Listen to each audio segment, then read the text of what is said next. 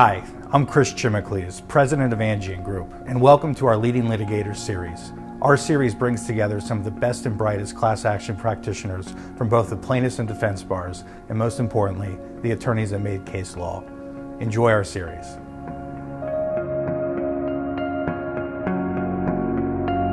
Hi, I'm Steve Weisbrot. Thank you for joining us for our inaugural episode of 2016 of Angeion's Leading Litigator series. We're so pleased to kick off this year with Eric Cramer, one of the managing shareholders of Berger Montague, who's joining us this morning. Eric, thank you so much for being here. Thanks, Steve. Thanks for having me. I look forward to it. I know that your practice is primarily antitrust, but I understand there's a little tweak on it. You're not the typical antitrust practitioner. Can you tell us a little bit about what separates you from the pack? I think what separates me is I tend to focus on unique kinds of cases or cases that are different from the typical plaintiff's class action cartel case. I do those cases and like and enjoy doing those cases.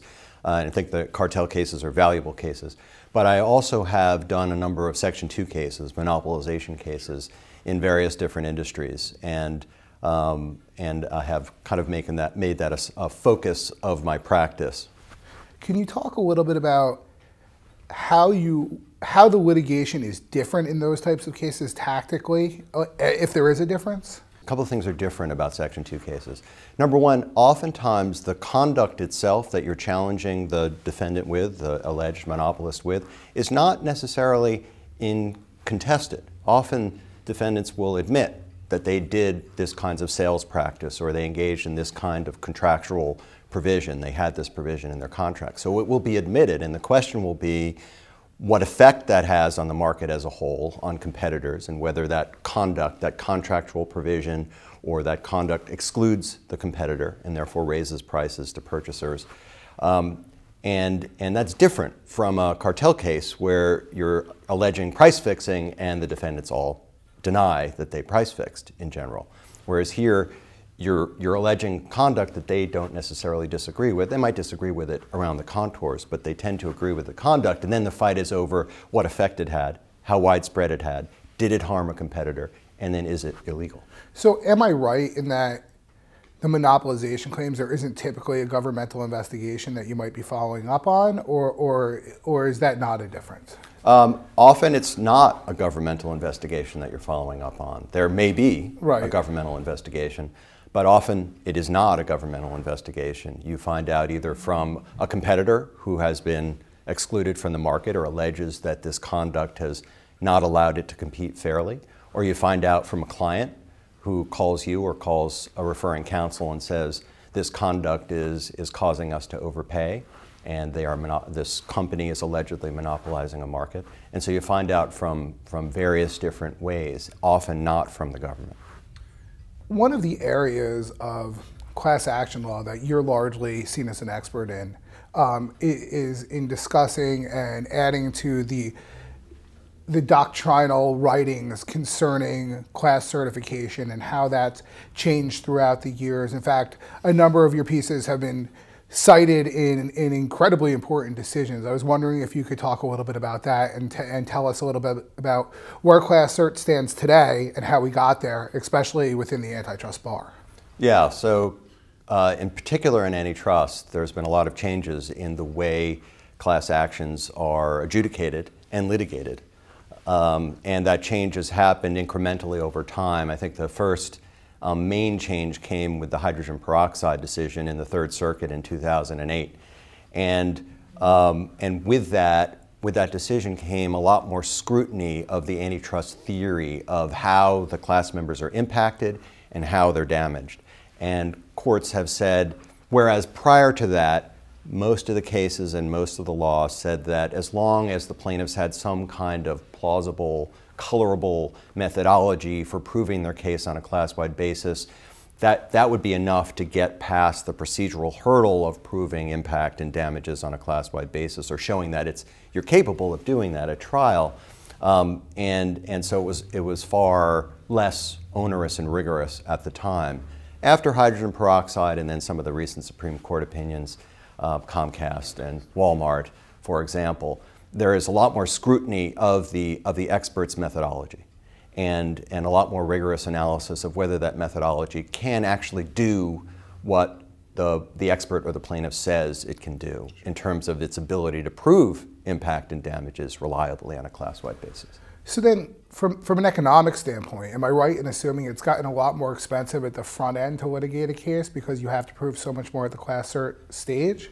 Yes, that's, I think, one of the main changes as a result of these more recent opinions, starting with hydrogen peroxide and taking us through Walmart and Comcast and many other appellate court decisions, is that the entire merits of the case, which used to be litigated sort of through the end of discovery, summary judgment, expert work after the close of fact discovery, has now front-loaded to class certification.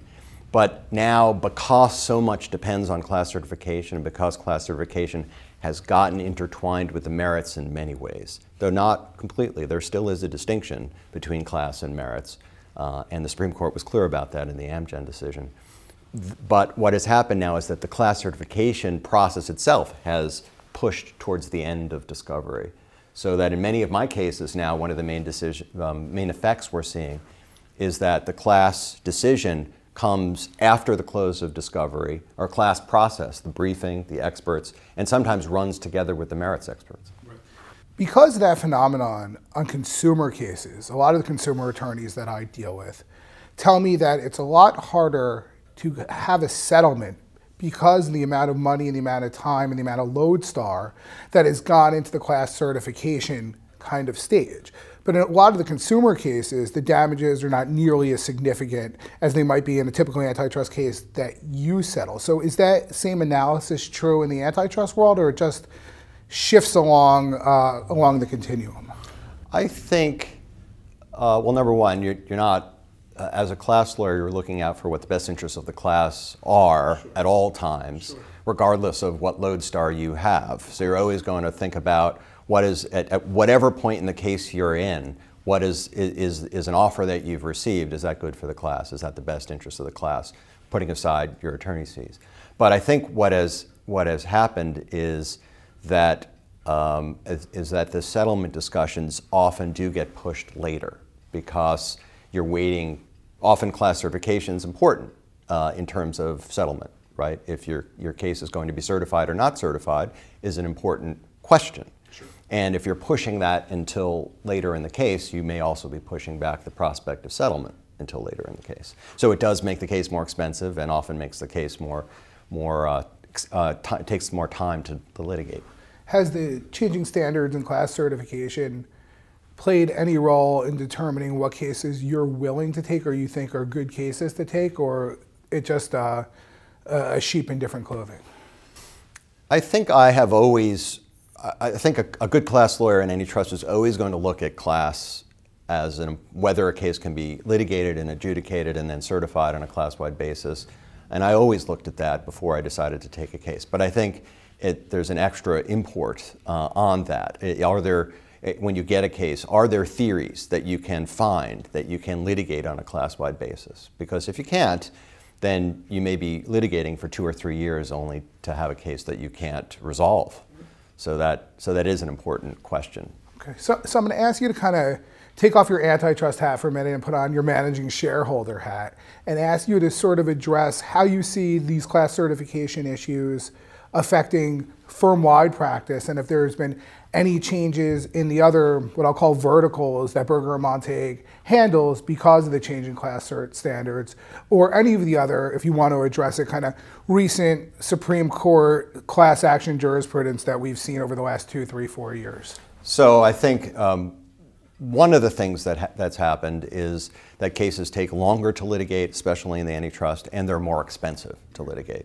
To get through class certification into antitrust is an extremely expensive endeavor, and the cases take longer to litigate. So one of the things that I think class action firms generally need to do is diversify along various different areas, including non-class types of cases. So my firm has expanded into the QTAM area. We look to represent individual plaintiffs in either opt-out cases or non-class cases. We do some defense work so that we can diversify our practice and be able to sustain the difficult, or maybe it's not so much that it's difficult, or it is difficult, just how long it takes to get a case from beginning to the point where it's ready to settle or resolve in some way. That's great. Eric, thank you so much for kicking off our 2016 Leading Litigator series. What a great way to begin. Thanks again. Thanks for having me. I enjoyed it.